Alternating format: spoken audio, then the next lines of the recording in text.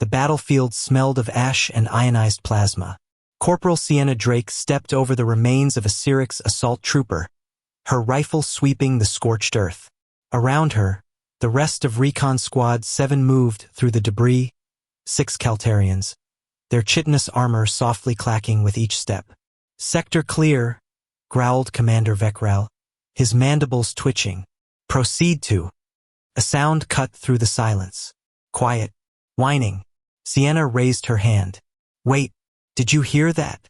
Behind a collapsed bunker, they found it. A Cyrix cub no older than 5 standard years. Its gray-striped fur was matted with violet blood.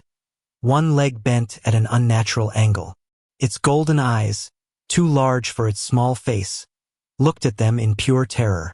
Its barely formed claws scratched uselessly at the ground as it tried to crawl backward.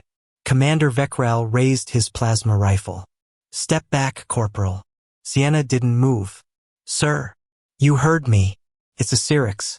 Protocol is clear." "He's a child. He's the enemy."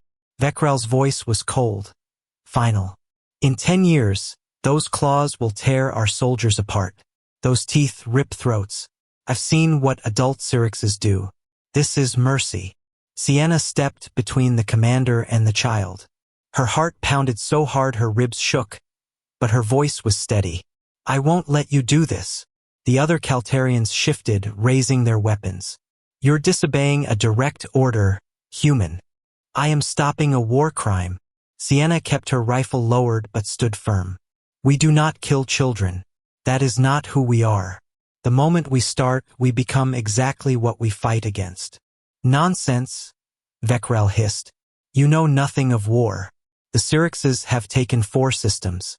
Billions are dead. And you will spare this future killer out of sentiment. He is just a scared child, wounded and alone. If we execute him, we are the murderers. That is what the Galactic Union stands for." Sienna's voice wavered slightly, but she did not step back. Behind her, the Cyrix cub whimpered again. Pitifully, too fragile for a species known for ferocity. Vekral studied her for a long moment. Then he lowered his weapon. "You're insane. Do you understand that when he grows, he could kill thousands? And if we kill him now, we guarantee we are no better than them." The commander clicked his mandibles in disgust. "Take him. But his blood is on your hands, human." He turned to his squad. "Move out. Let the human dig her own grave." They left for the transport, leaving Sienna alone with the child. She slowly sank to her knees, hands open, and spoke in broken Cyrix, as taught in briefings. "Safe. Not hurt. I promise." The child's breathing was fast, panicked. But when she reached out, it did not strike. She carefully lifted him, light, trembling all over. The journey back to the Talon base was silent. The Caltarian crew did not even glance in her direction. For 3 days, Sienna kept the Cyrix cub in her quarters. She treated its wounds with the limited medkits she could acquire and made a splint for its leg. He did not speak, only stared with enormous golden eyes and ate the rations she offered with precise, careful movements. Other soldiers avoided her. She heard whispers. "The humans are insane. Can't trust them. Why did anyone even bring her into the army?" On the 4th day, they came for her. 6 Caltarians from security burst into her door, weapons ready. "By order of the High Command, you are under arrest for violation of military protocol. The detainee will be taken for questioning." The child pressed against the wall, hissing, claws raised. Sienna stood between them again. "Always. He is not a detainee. He is a child under protection. Step aside, Corporal, or we will move you." The lead stepped forward. Sienna was already ready to grab her weapon as sirens blared. Red alert. All to battle stations. Through the viewport, the sky darkened. Not from clouds, but from ships. Hundreds of Cyrix warships, their hulls covered in ritual war markings. The base commander's voice cracked over the comm. "All units, assume defensive positions. The Cyrix fleet is requesting. They are requesting negotiations. They want pause, confusion. They want an exchange. 10,000 prisoners for the body." Sienna's blood froze. She looked at the child.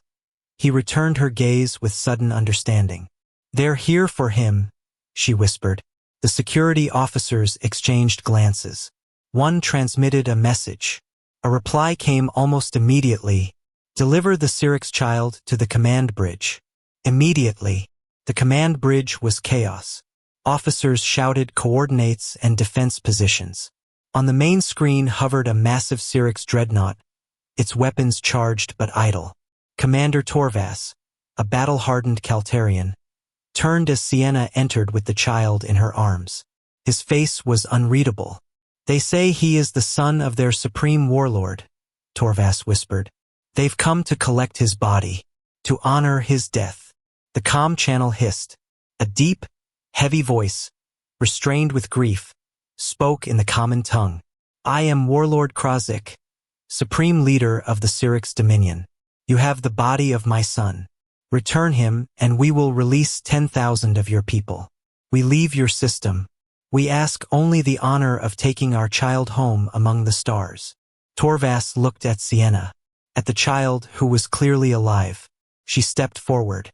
"Tell him his son is alive," Sienna said. The channel opened. Torvas's voice faltered. "Supreme Warlord, your son is alive." Silence. Then a sound like thunder. "Lies. We saw the battlefield. No child could have survived. He was wounded," Sienna interjected, her voice broadcast across the channel. "But he is safe. He has been cared for. He is all right." Silence again. Longer this time. Sienna looked at the child. He met her gaze, then spoke a few words in his native language, a quiet voice yet carrying the strength of his father. She didn't understand, but the effect was immediate.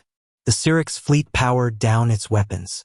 "I want to see this human," Krozik said. "Now." The airlock was empty except for Sienna and the child. The Syrinx transport landed with a hiss of hydraulics, and Warlord Krozik stepped out.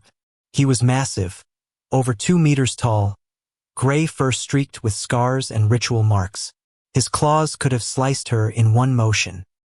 His golden eyes, like his son's, were fixed on the child. The child ran to him. Krozik caught him, holding him with a tenderness that seemed impossible. He examined the splint, the bandages, the careful treatment. Then he looked at Sienna. She stood at attention, unarmed and exhausted. "You did this." His voice was quiet. "Yes." "Why?" "We are your enemies. We were killing your people." Sienna breathed. "Because he is a child. Children should not die for wars they did not start." Krozik studied her, then slowly knelt. He pressed his forehead to the deck, a gesture of the highest honor among his people. 43 years we have fought," he said. 43 years of blood and death. We believed you were monsters, that you would kill even our little ones, that you did not know mercy." He stood, son still in his arms. "But one human has shown me we were wrong for 43 years. He turned to leave, then paused. "And you, Sienna Drake," he pronounced her name as if sacred, "will be recorded in our chronicles. The human who saved the child of the stars." 3 months later, General Sienna Drake stood on the bridge of the horizon, watching Syrinx and Union ships patrol the border together. The war was over. 10,000 prisoners had returned. For systems entered negotiations for peaceful transition. All because one human saw a child, not an enemy. She touched the medal on her chest, the Star of Unity, the highest honor of the Galactic Union. And she thought of the golden eyes, now watching her with trust, not fear. Humanity, she thought, not strength, not power. It is being human.